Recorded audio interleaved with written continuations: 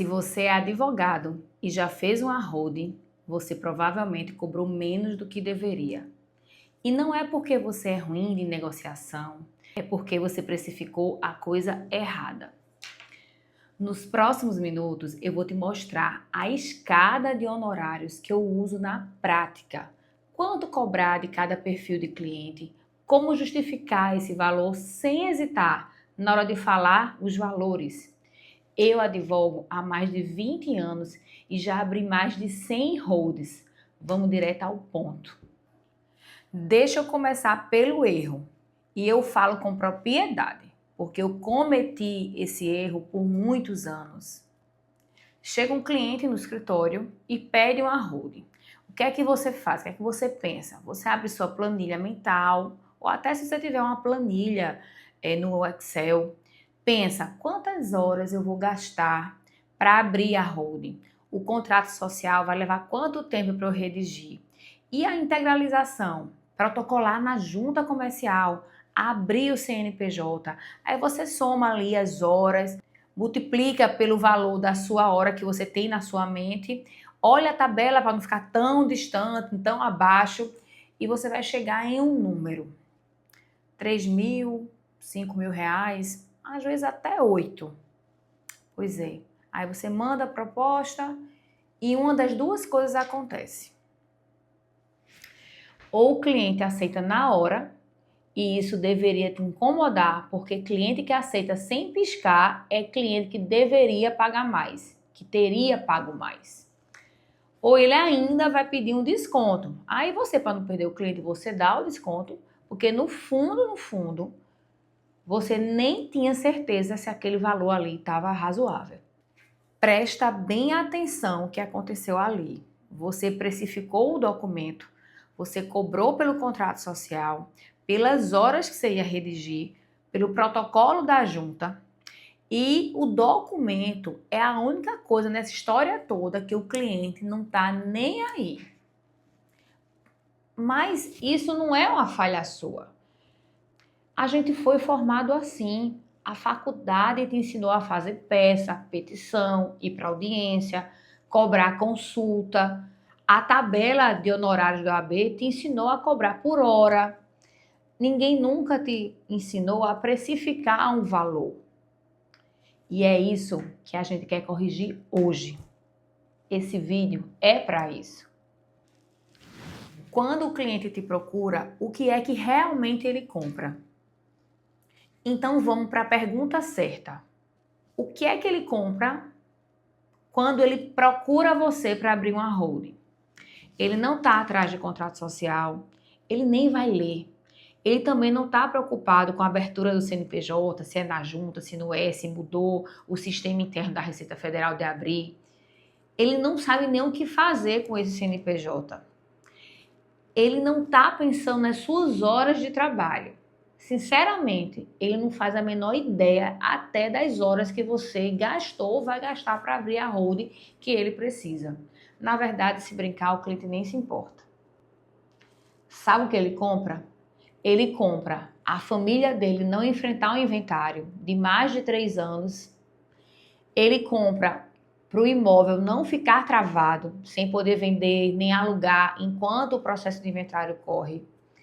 Ele compra dormir tranquilo, sabendo que a empresa não vai levar uma execução e perder tudo que ele juntou, que ele conseguiu adquirir no decorrer da vida de trabalho. Ele compra os filhos não brigarem depois que ele morrer, que ele não sabe como é que vai ser com os filhos. Ele compra a certeza de que aquilo que ele construiu a vida inteira não vai ser desmontado por falta de organização ou até deixar uma dívida enorme para os filhos pagarem para abrir o inventário. Já parou para pensar que nada disso é jurídico? Tudo isso aqui que eu estou falando é medo, é família, é dinheiro. E aqui é exatamente onde está a virada de chave. Essas coisas, gente, não tem preço em tabela do OAB. Elas têm o preço do problema que elas vão evitar que aconteçam.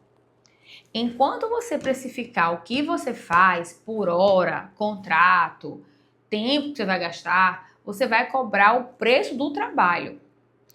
Quando você precificar o que o cliente deixa de perder, o que é que ele vai se beneficiar, você vai entrar em outro patamar. E isso não é retórica que parece um vendedor de carro, né? É uma mudança de raciocínio realmente. É você proteger o cliente e ele entende isso. Agora eu quero que você faça essa conta aqui comigo. Vamos pensar no cliente real. Vou te contar um cliente aqui do escritório.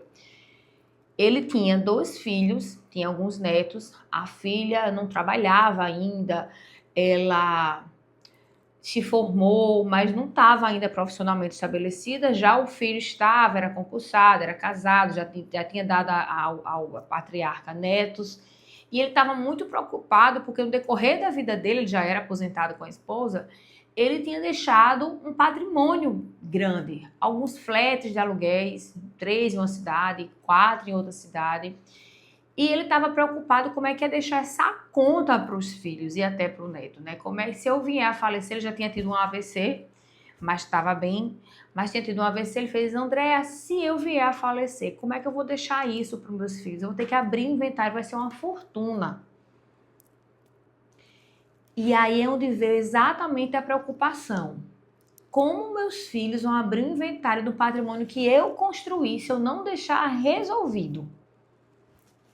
Percebe que ele não quis só abrir o CNPJ, percebe que ele não estava preocupado com as horas que você ia gastar para fazer o contrato social, percebe que ele estava preocupado com os filhos e o patrimônio que ele adquiriu.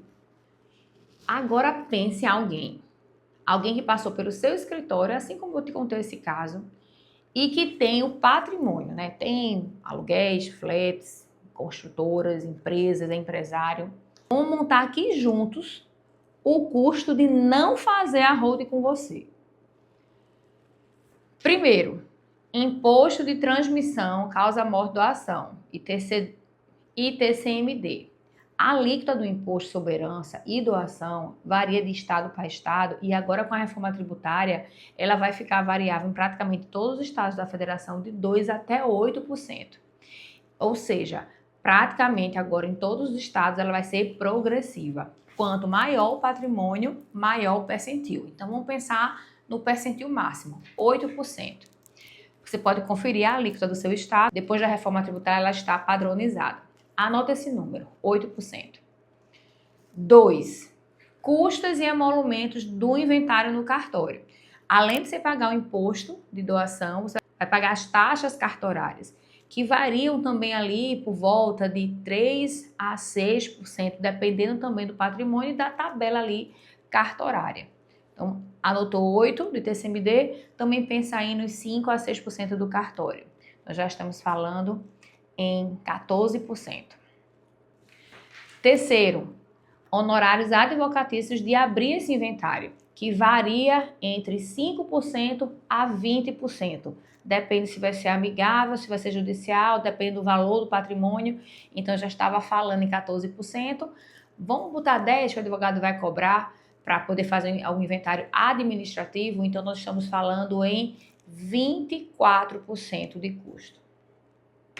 Esse terceiro ponto é engraçado porque a gente está falando de honorários advocatícios, né? De 5% a 20% que algum advogado vai receber e se brincar não vai ser você, né? Ou se vai ser agora, você prevenindo, cobrando antes ou só depois na abertura do inventário, um advogado de sucessão que se brincar não vai ser você que ele vai pagar. Quarta hipótese. E isso não é sobre dinheiro, tá? É sobre o tempo. Tempo que os bens vão ficar imobilizados, 1 ano, 2 anos, 3 anos, durante esse período, até o inventário ser resolvido, não vai poder alugar, não vai poder vender, a família precisando daquele dinheiro para fazer alguma coisa, para poder destravar algum aluguel, alguma venda, pagamento de algo que o falecido deixou, tempo, né?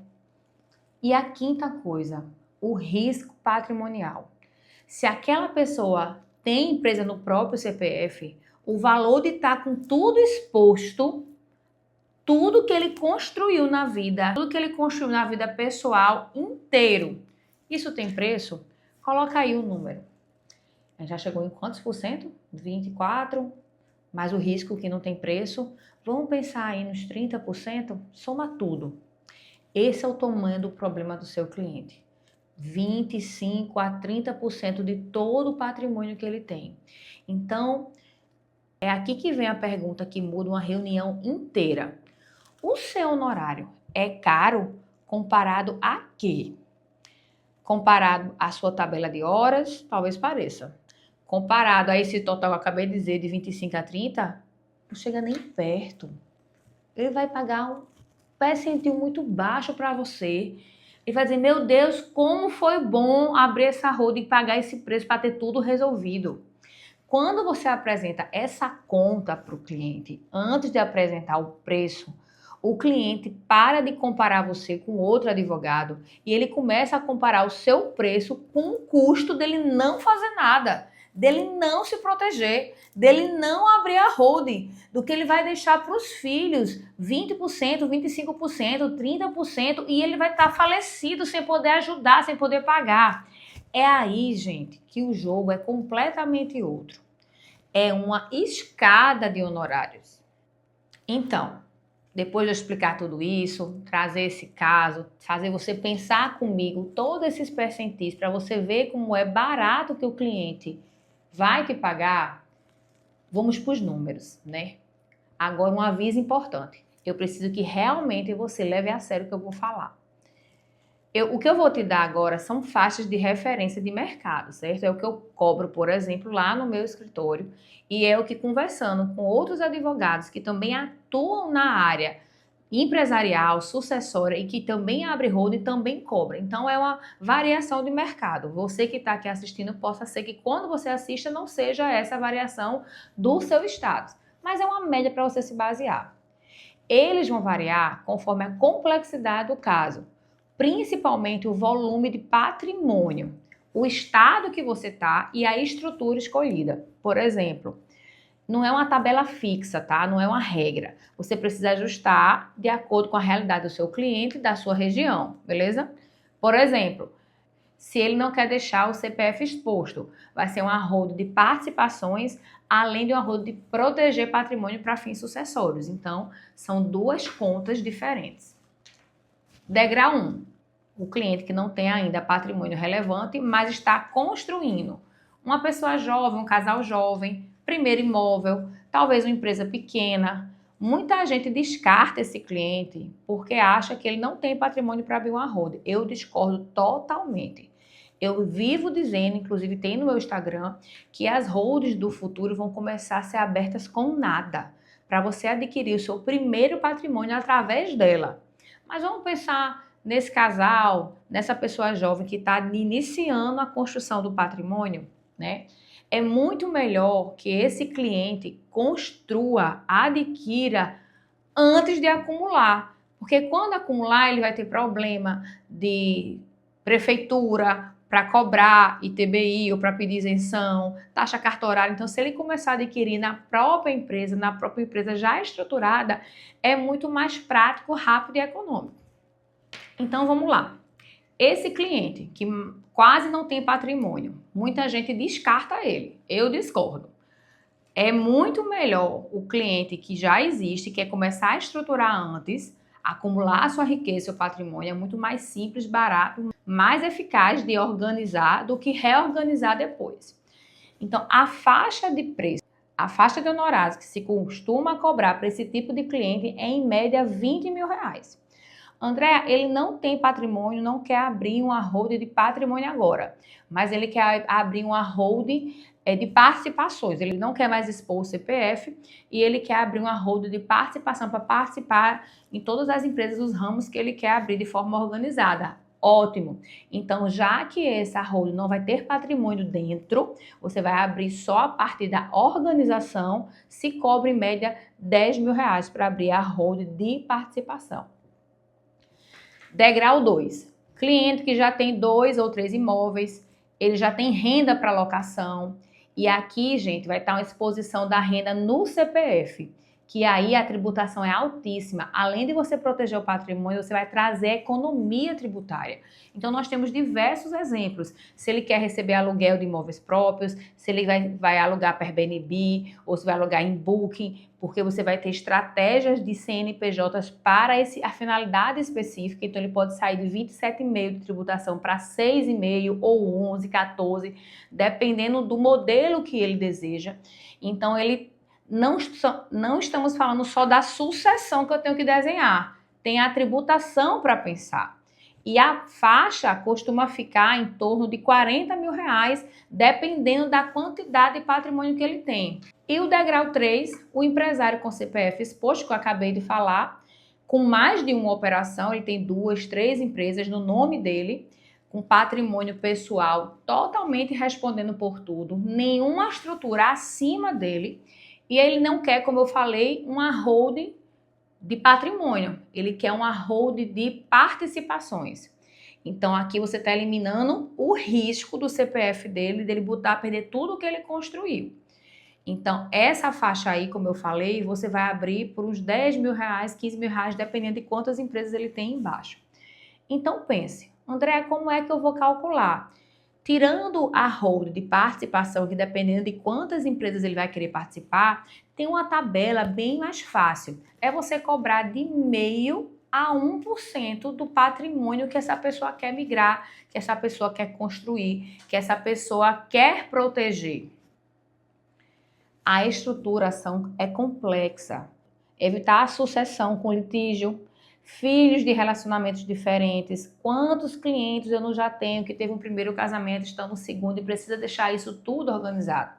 Sociedade com terceiras pessoas, patrimônios separados em estados, atividades imobiliárias de recebimento de aluguel ou compra e venda. Gente, quando você tem essa estrutura muito mais complexa, aí você passa de R$70 mil, R$100 mil de honorário. O valor define caso a caso, porque depende da complexidade do que ele quer estruturar.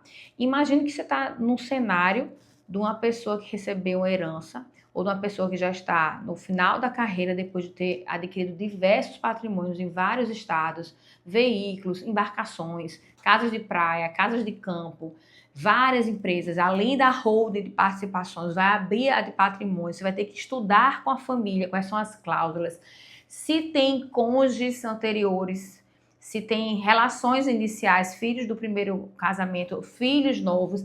Isso, gente, é um tamanho que você, para poder administrar tudo isso, vai ter que cobrar caro. E isso vai variar entre 70, 80, 100 mil reais. Não é sobre o tamanho do patrimônio sozinho, é a quantidade de problema que a estrutura que você vai abrir vai resolver. Um cliente de um imóvel só, com 2 filhos de casamentos diferentes, uma empresa no CPF, pode valer mais do que um cliente com 5 imóveis com uma situação familiar simples. Por quê? O diagnóstico vem antes do preço sempre. E deixa eu te dar uma dica prática que vale muito. Cobre pelo diagnóstico. Muitos anos eu não cobrei. E aí as pessoas saíram do meu escritório com o diagnóstico que eu acabei de dar e procurava outro advogado para abrir a holding mais barata, mas o diagnóstico tinha sido meu. Uma reunião de diagnóstico patrimonial bem feita, com relatório entregue no fim, vale entre 2 a 5 mil reais. E isso faz 3 coisas por você. Remunera o seu tempo, você não está em reunião aí em vão, que hoje provavelmente você está dando de graça. Qualifica o seu cliente, porque quem paga pelo diagnóstico já decidiu que tem um problema e quer resolver.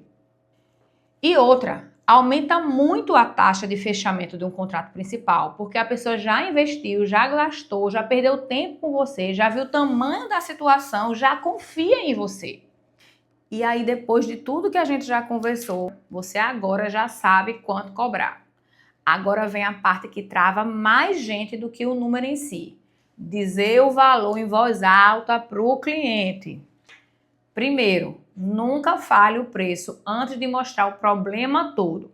Se o preço vem primeiro, ele não vai ter contexto, vai desconversar, vai só virar um número grande e você não vai conseguir explicar tudo isso que eu expliquei. A ordem sempre é a mesma, presta bem atenção. Diagnóstico, tamanho do problema, como é que você vai resolver cada passo dele, só depois o valor. E quando você falar do tamanho do problema, lembre-se de dizer os valores que ele vai gastar, com imposto de transmissão, com taxa, carta horária, com transferências de bens, o tempo perdido, o CPF exposto, a possibilidade de perder o patrimônio de forma integral. Segunda regra, não vai pedir desculpa porque esses honorários é alto, né? Ah, me desculpe, vamos conversar? Não. A desculpa aparece disfarçada. Presta sempre atenção como ela se esconde. Ela aparece na voz que sobe no fim da frase, como se fosse uma pergunta. Ficaria em torno de, eu poderia fazer por tanto. Ou ela vai aparecer quando você já emenda com desconto. Ah, vai ser X reais, mas eu posso dar um desconto. Antes do cliente nem responder se achou caro ou se achou barato. Ou seja, você já está desqualificando o seu preço. Fala assim, ó. O investimento para essa estrutura é de 30 mil reais, 20 mil reais, 40 mil reais. Ponto. Uma afirmação, não uma pergunta. Terceira regra. Apresente o valor, não um custo. Não diga, eu vou cobrar. Diga, o investimento para eu trazer essa proteção é esse. Não diga, por esse trabalho eu vou te cobrar. Você fala, eu vou resolver essa situação por tal valor. Parece besteira, né, isso que eu estou falando, mas a palavra que você escolhe define exatamente onde o cliente vai colocar aquele número, aquele valor na cabeça dele. Se ele vai entender isso como gasto ou se ele vai entender isso como investimento para uma solução que ele está precisando. Agora, a regra mais difícil de todas. Essa aqui, se você levar só ela desse vídeo inteiro que você está me assistindo até agora, já valeu o seu tempo aqui comigo. Depois que você disser o número, fique em silêncio. Não explique, não justifique, não emende, não gagueje, não preencha o espaço. Não diga que vai dar um desconto. Eu sei que é desconfortável, às vezes você vai querer que o cliente lhe dê uma resposta.